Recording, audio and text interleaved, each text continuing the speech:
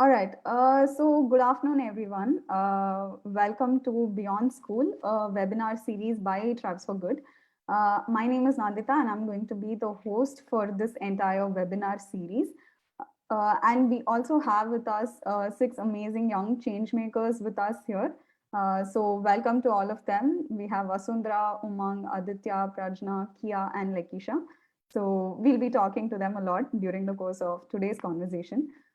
Quickly, for those of you listening in who are not sure of Tribes for Good or have heard of them before, we are basically a new age platform that helps students like you act on issues that you really care about, but you would want some help on knowing how to navigate that and actually bring about impact, right? Through educational and experiential learning programs. So that's basically what Tribes for Good does. Now, before we start today's conversation with our students here, I would like to give you a brief about the webinar series Beyond School. This webinar series basically aims at highlighting how young students are working on issues that are important to them and going beyond social media activism, which is something that we see a lot around us in these days. So that's basically this series. So we aim to inspire students like you and answer questions like how can you be an active citizen? How can you be a citizen leader? How do you make use of your talents and interests to then work on social issues, right? And not just something that's completely outside your comfort zone. So these are things that we'll try to answer through this webinar series. So once again, welcome everyone. And I'm so happy to have our young change makers here with us today. Thank you for being here, and I'm excited to see what today's conversation brings about, right? So let's begin. First of all, I want to ask you what, according to you, is community service? And I would like to hear from Aditya about this. So if someone asks you, what is community service to you? What does it mean? Yeah, hi everyone. Tricky question, but for me, community service would essentially be doing the undone. So, what I mean about it is there is a wide gamut of problems which are discussed in our society. I'm sorry, I think I can't hear you clearly. Sorry, is it better? Yes, go on. Yeah. So like I was saying, we're facing a wide gamut of problems today, and the situation is quite unprecedented. And not everything can be done by the government, by the NGOs present. So it is us, the people who are here with me, who are doing this work. So that's community service, addressing the problems which others cannot address at a micro level. Okay, lovely. That's a great start to my questions. Thank you for that, Aditya. So, speaking of community service, it's really interesting for me to know how you all got started with this, right? How did community service begin for you, or how you were introduced to it? So, Lekisha, do you want to tell us how you were introduced to the concept of community service? Yes, so in school, basically from like when we were kids, we had this concept of community service that we have been learning. So like whether it be like donating, I like stuff that we don't use, like stationery and everything. And as we gradually grew up, it became crowdfunding and everything. So it's been set in my mind since I was a kid. So that's how I was introduced to community service. Okay, lovely. Thank you for sharing that, Lekisha. Vasundhara, how about you? How were you introduced to Yeah. this concept? So for me personally, I was at first introduced to community service by this platform itself, that is Tribes for Good. I have had the idea and the concept of what it is from a very young age. Regards to my school, that it had interact clubs, and I always observed with a keen interest how things worked in it.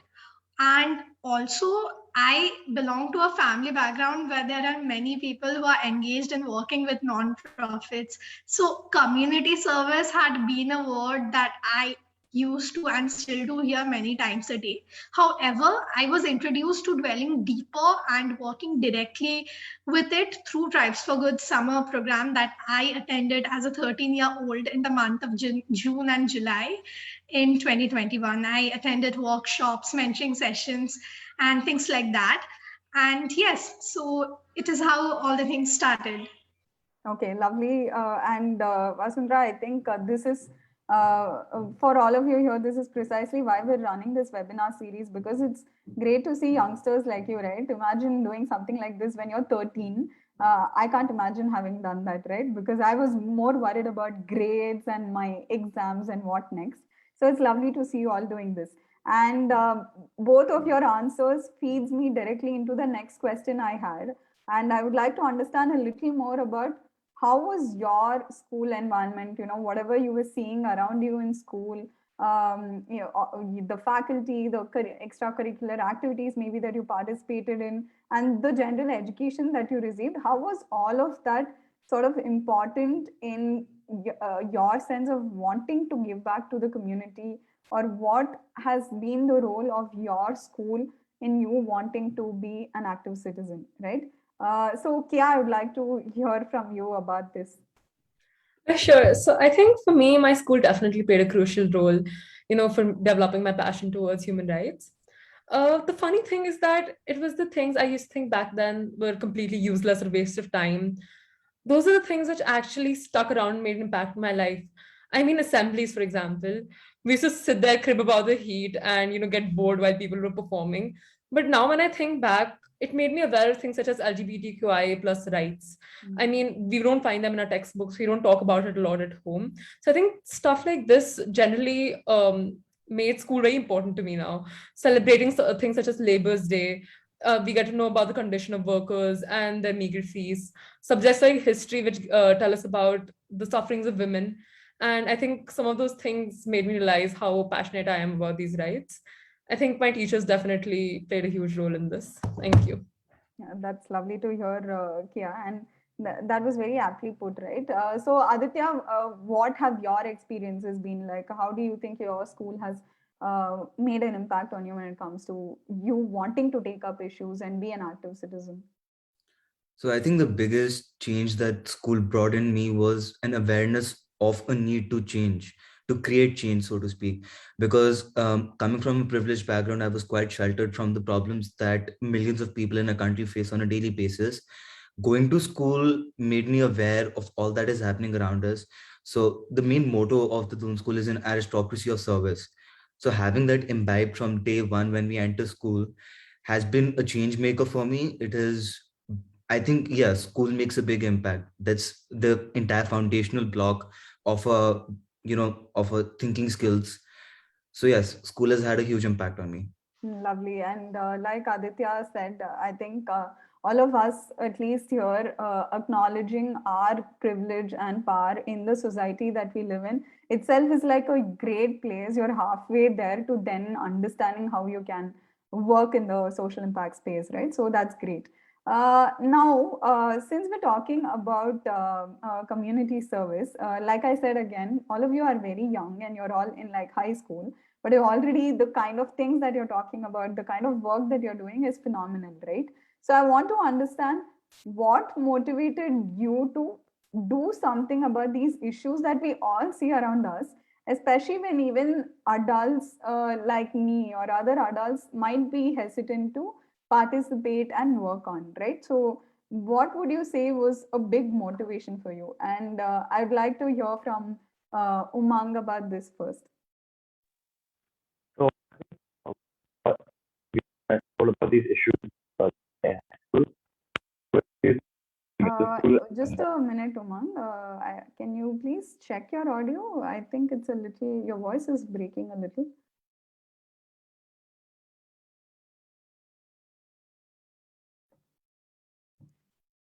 Now is it better? Yes, much better. Okay. So in school, we were introduced to all these issues that I think most children of my generation were introduced to. And what I've noticed from my parents' generation and even my brother's generation, who's just about 7 years older to me, is that they weren't taught about this in school. They weren't taught about, the problems such as financial literacy that a lot of people in our country are facing. like just about, I think 15% of our country knows about digital payments. And that's a very massive thing. So I think our generation saw a lot of these things and we want to help people out. And, schools have inculcated community service as a very integral part of their teachings. So I think we grew up with this. That's why we are not really hesitant to solve these issues. Okay, lovely. Very nicely articulated. Prajna, what about you? What was one factor that really motivated you to do something about it and not be hesitant and sit back? Right. So just to give you a little background, my initiative pertains to the topic of mental health. And my reason for undertaking this stems from personal reasons. So as I've grown up, I've seen a lot of my friends just going through mental health related issues. And this was when I was much younger. I didn't know what to do about it. I didn't know who to approach. And in fact, I used to go through so many issues and I didn't even know that I was going through them. It's really hard to just recognize that, okay, this way that I'm behaving actually shows signs that I'm going through something. So you can just imagine how difficult it would be to talk about what you're going through. And because of this, I decided that I wanted to find a way to contribute. And I want to make a safe platform where anyone can just come and talk about what they're going through, just anything that has just impacted their lives. And just the thought of this made me so happy, which was why I decided that mental health is something that's extremely important to talk about. And that's why I decided to start this initiative.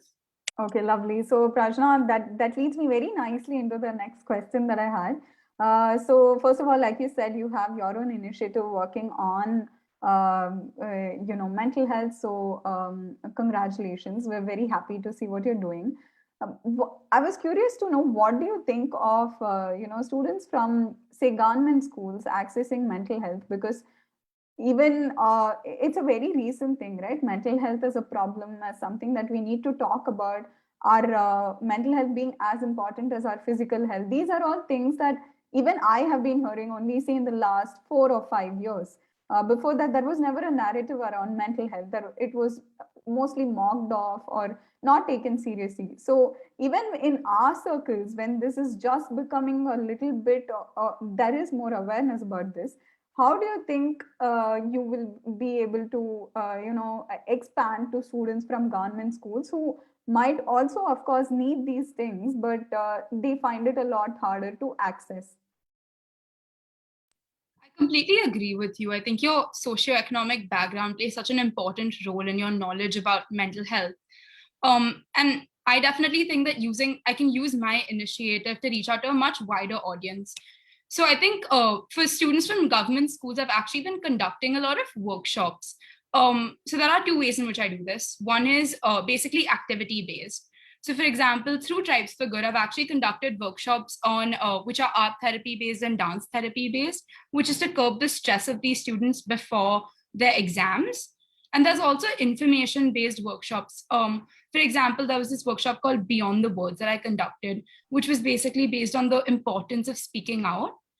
And also, moreover, I also think that donations and fundraisers are a good way to sort of help these students, providing them with maybe counselors or even things as small as maybe journals can truly help them understand what mental health is and what is the importance of expressing themselves. Lovely. So these sound like really solid ideas to get started, and I hope this just snowballs and we reach a point where mental health isn't really hushed about anymore and people can talk about it regardless of where you come from. So that's great. So we've heard a little bit about your work, and now what I would like to hear from all of you is, you all spoke about some of you spoke about the Tribes for Good projects that you worked on. I would like to know, which social issues did you focus on during the programs that you did with Tribes for Good, and why did you choose that particular social issue, right? And Prajna, since you started talking about mental health, is that something else you would like to add as to why you chose this? Yeah, definitely. I think all of us here are familiar with terms like depression, peer pressure. But the thing is, we don't know what it is like to actually go through something like that. We can all define what it is. We can come up with some textbook version of it, but we can't really say that, okay, this is what I would undergo if I was going through something like this. And that's why I sort of wanted to like focus on this issue, and I wanted to focus on the issues that are sort of like pushed under the mattress or whatever. So for example, when you think of an eating disorder, people will think of, oh, anorexia, bulimia, because that's something that you're familiar with. But did you know that there was something called a binge eating disorder? And there are so many people that actually undergo these things and they're just not spoken about. And this was why I wanted to sort of address this social issue. Lovely. Umang, what about you? Which social issue did you focus on during your time with Tribes for Good, and why did you choose that? So I focused on financial and digital literacy. I did 2 programs with Tribes for Good. The first one was financial and digital. The second one was only financial literacy. The reason I think I focused on this was because I noticed that my family members, especially my brother and father, my brother, father, and my aunt specifically, were very open about finances. Right? They openly told me about where their money is going, how they're managing, and how I should manage it when I have to do that about 6 years, 7 years down the line. So I realized that that's not the case with every family, and especially in rural parts of the country, of our country, that's not the case, because finances are generally hidden from the children and women from the family, especially. So I realized that we have to target that demographic, specifically women and children, because they're really secluded from digital and financial literacy, which people must be taught about. So that's why I targeted that specific part of community service. Lovely. And that's a really great realization that you've had, Umang, because sadly, financial awareness and literacy is not something we take seriously as a country. And I hope that changes. So thank you for sharing. Aditya, what about you? Yeah, so like Umang, I too focused on financial literacy through my work at Tribes for Good. The reason why I chose this, a little background information here. I've been involved in the stock markets and investing for the last 2-3 years. So all of that early entry into the markets was because of my family. My grandfather and my father are both active investors. I've had the privilege of learning a lot from them, especially during the lockdown. Realizing the fact that not everybody in this country has the privilege of having a family background where the parents or the grandparents can educate you about the merits of saving, of just generally managing your finances, like what Umang talked about. I do wanted to teach people what are the basic things. So I did 2 things at Tribes for Good. I created an audiobook on bank accounts. So teaching people what are the basic bank accounts you can have for either a business or your personal lives. Alongside that, I conducted some mentoring sessions, and I also had a webinar where we talked to a few NGOs. I feel that financial literacy, there is a huge need to address this. The government, there is a big lacking in the government curriculum, both in public schools as well as private schools. So the fact that there is no addressal about this at a point in time when we're going to enter college or enter a working age is something that I want to target, and that's the demographic that I'm looking at. Yeah. Okay, that's really amazing to hear, Aditya. And you're talking about students your age. You'll be surprised to know how many adults, even in their late 20s or early 30s, don't know about investing, right? So we've just come to a point where we're talking about savings, and investing is another game altogether. And so it's great to hear that you've had this really great head start. So lovely to see you doing that. Kiah, what about you? So I worked with 3 projects with Tribes for Good. One was in menstrual health and hygiene, which, ma'am, I worked with you only, Shop for a Cause, and social entrepreneurship. I think menstrual health and hygiene, one of the major reasons I took this topic was because as a girl, people don't talk about it a lot. It's a taboo issue. Whenever you want to take pads to the washroom, you have to hide it. And I felt that menstrual health and hygiene is something people should be aware of. And conducting workshop for the girls at Shamta was also a big experience for me, knowing that helping them out and seeing them so open about the topic made me happy too. Shop for a Cause and social entrepreneurship were basically the same thing. I think one of the reasons I chose this topic was because I feel that these huge companies, why can't they invest more? And how can they become more like social enterprises? What can they incorporate the qualities that social enterprises have inside their company? So I think I conducted research on it. I went through different social enterprises, asked them that how their model is based, and then I took out recommendations for finally the normal enterprises, so that they can include those social qualities. Lovely. Great to hear that you've worked on so many different things. Thank you for sharing, Kiah. Vasundhara, what about you? Yeah, so I chose the social justice and global challenges program, and that I focused on the theme of gender equity.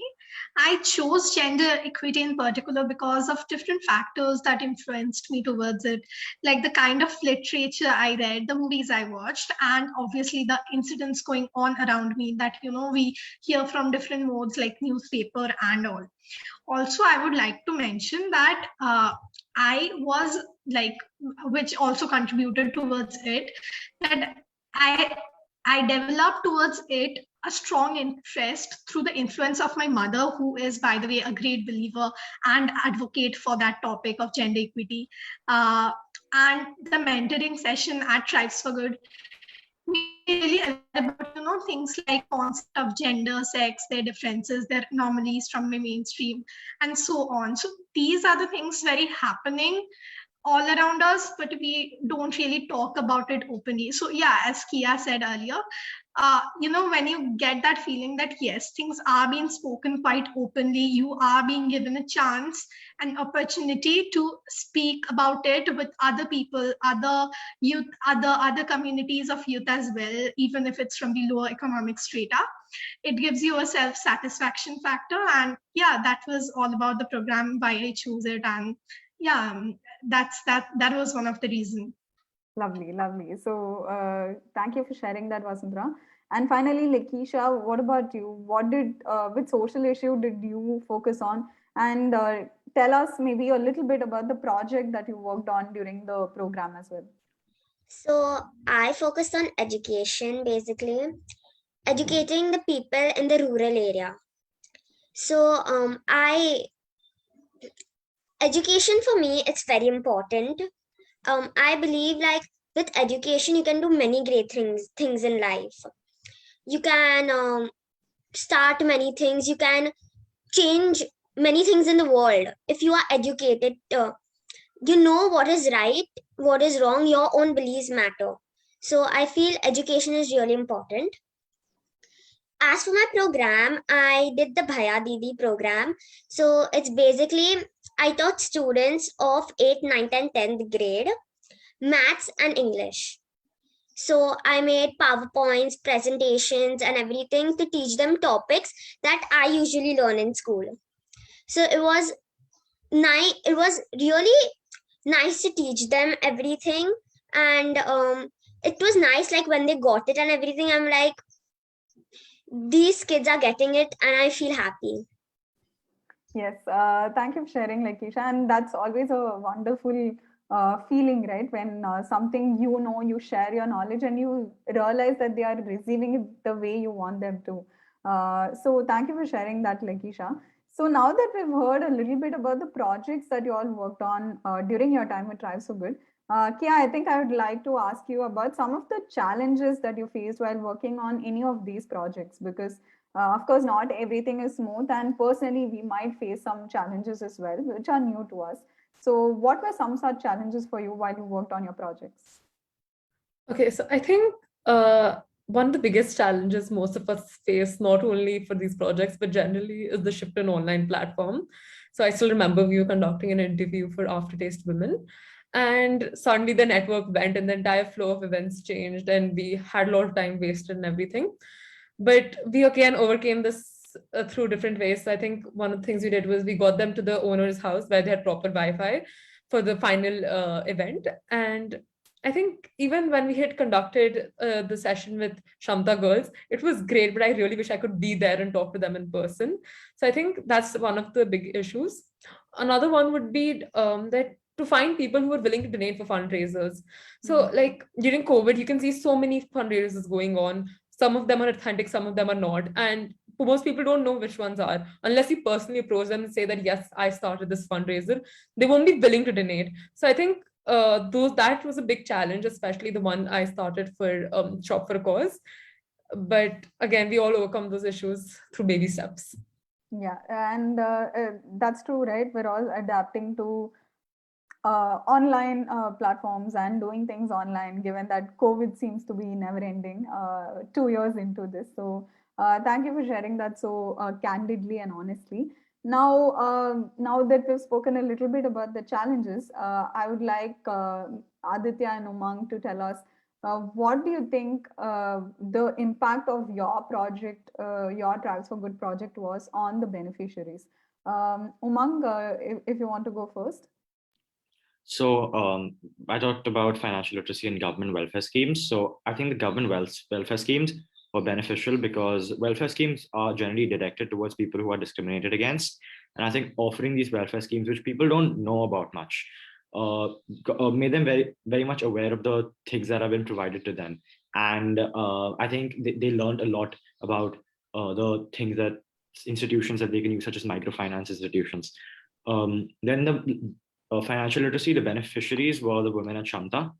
And I think the impact was that we were able to teach them how to budget. Budgeting is a very important skill so that you can in the future have savings, have retirement funds, and you can also invest. So I think that was the impact that we taught them about budgeting and institutions that they can use, especially in and around their locality. Lovely, lovely. That sounds great. Thank you for sharing, Umang. Aditya, what do you think was the impact of the project that you worked on? Just for the unaware, we worked on a project where me and some other people alongside me, we developed audiobooks for students in government schools. So I believe that the impact that my project personally would have had is I hope that it inspired people to pursue financial literacy even when they're pursuing a different career from finance and economics. I hope that people realize the importance, like Umang mentioned, of managing the finances, of knowing the different ways that they can save, invest, and most importantly, about government schemes, which are probably the safest and the best option for people who don't have the means to enter the riskier markets. I haven't had the chance to follow up with my mentors at Tribes for Good due to the usual boarding school constraints, but I do hope, yes, that we've been able to make a change. Of course, definitely. And regardless of how it might feel at a certain point, everything that you do counts, right? Even one single person who learns a new thing, that means you have helped in knowledge creation there, which is lovely, especially at this age, right? Now that we've been talking about your projects and how you went about executing the challenges, let's go back to understanding how you even came into this, right? So I would like to understand, Prajna, if you would like to tell us, how did you come across the programs offered by Tribes for Good? Because you did the social entrepreneurship program, right? So how did you get to know about it in the first place? So I actually started my initiative 2 years ago. And my initiative has always been like I said, it's based on mental health, and it was a platform for anyone and everyone to just come and share what they've gone through and their stories. And while I was trying to sort of grow my page and expand it, and I was experimenting, and that was quite successful. But obviously I want to grow my page and reach a much wider audience. And keeping in mind that this was something which I started with almost no entrepreneurial background. I actually came across this program when a friend recommended it to me. And I just felt like this would be really beneficial because it would give me a better understanding and better opportunities to help me sort of be a more effective entrepreneur and just expand my page and reach a wider audience. Lovely. That sounds great. And I hope it helped you do that. Aditya, what about you? How did you come across the programs offered by Tribes for Good? I actually came across Tribes for Good through a mentor of mine. So it was recommended to me because of my interest in helping people, especially with my grounding in finance. So my mentor suggested that using that as the bedrock, I could do something through this internship that I had with you. And that was sort of the inspiration behind joining this. Lovely. So two different sources. That's always nice to hear. Now that we've spoken about how you came across these programs, I'm curious to know what was the deciding factor behind you signing up for these programs, right? Vashundhara, what was it for you? What made you say, yes, I want to sign up for this, I want to do this program? So the factors that I considered were the program was quite well-rounded. Like you get to work and engage directly with the NGOs and their beneficiaries, interact with them through virtual field trips, and also by the side on an academic front, you can also get an exposure to write research papers. And then what you do is you conduct surveys and things like that, and then you link up your practical and your academic experience to, you get a good research done from that.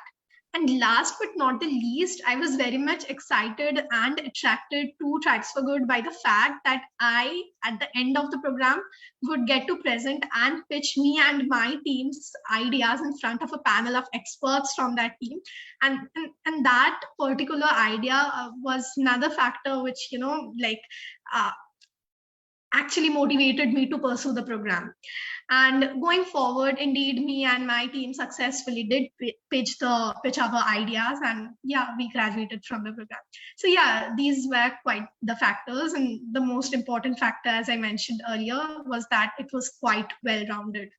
Okay, Vashundhara, thank you for giving us that holistic idea of what the program entails. I think you've walked us through it very well, beautifully articulated.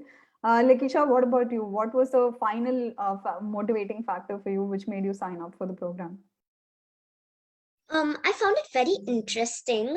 Like basically, I think so. This is the first like social platform I've done.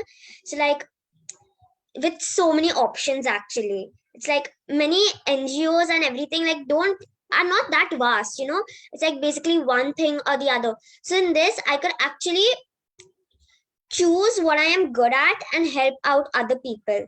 So it was motivating for me to, enroll and everything. Okay, that sounds lovely as well. Thank you for sharing. Speaking of, the program and how it's structured, Kiah, do you think the fact that you had a mentor throughout help you in some way? How do you think it made a difference? How do you think it helped? I think having a mentor made the biggest difference. Before I joined Tribes for Good, I was actually looking for an outlet where I can help people do work, community service in any way. And I was also confused how to proceed with it. So the mentors there definitely helped me. Even after the program was over, I was guided how to take the projects forward, what I should go for, and giving my ideas a proper way to be portrayed and how I can actually do what I love. I think the mentors there were so patient with me, so understanding while giving project reports. My feedback, they give very concise, but they were appreciative at the same time. They gave me interesting perspectives. I think that definitely helped me a lot. That sounds lovely, and I'm glad you had that experience. Now that we've spoken about the work that you've all done through the course of the programs, Umang, I would like to ask you, do you think having been a part of these programs has in some way shifted your perspective when it comes to daily life, the way you look at maybe people around you or your perspective on things? Do you think that has changed? Yeah, so most definitely. Tribes for Good, I remember we had to do a survey with the people around us who were from rural backgrounds. And I did one with my house helper. And my mother and I realized that she didn't have a bank account and it was all left to her husband. So I realized that such things need to change. Such taboo topics about money have to be changed around, and people have to be aware of their finances. So I think if on a regular basis, I'm trying.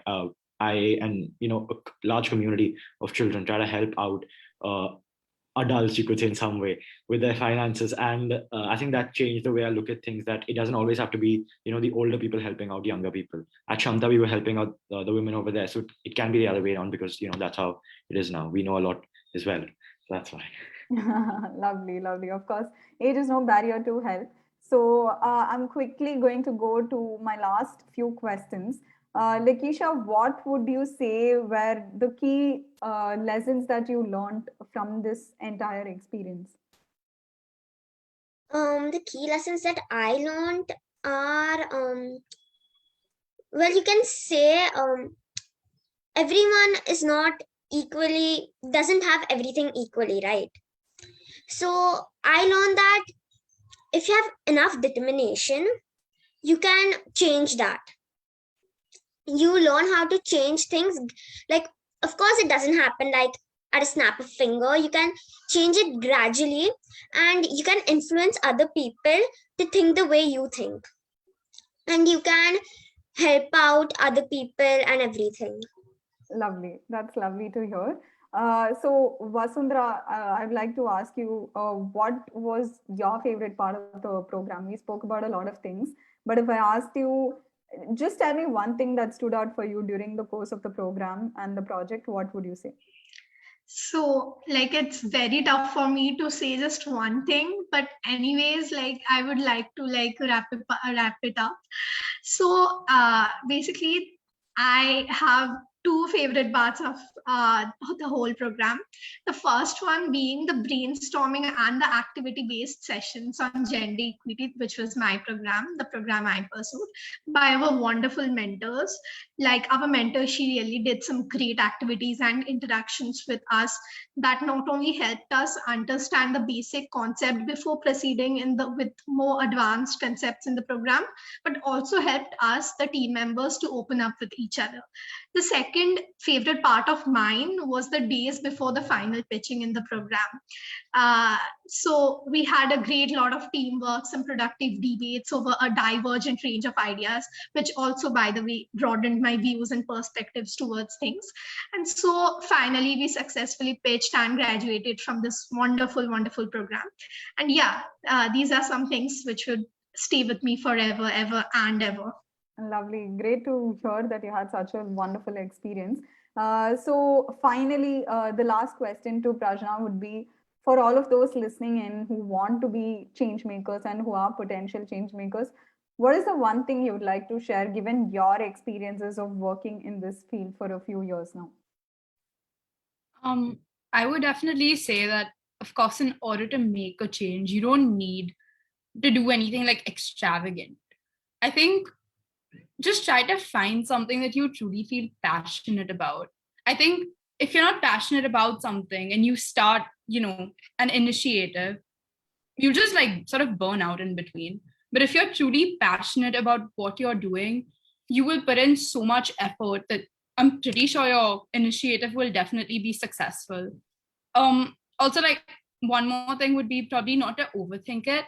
I think as long as you found something that you're passionate about and you've made a good enough plan, I think it would just be to start working. Don't worry about the whole process or possible outcomes. As you're dealing with it, you'll get all of the solutions and it's all just going to work out.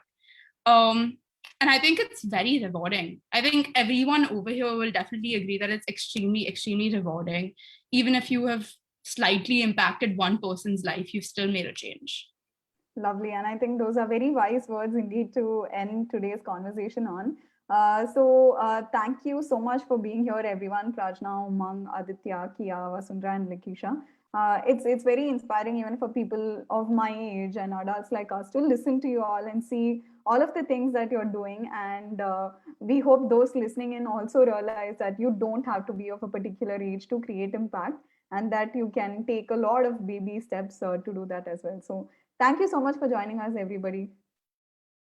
Have a good weekend. Bye.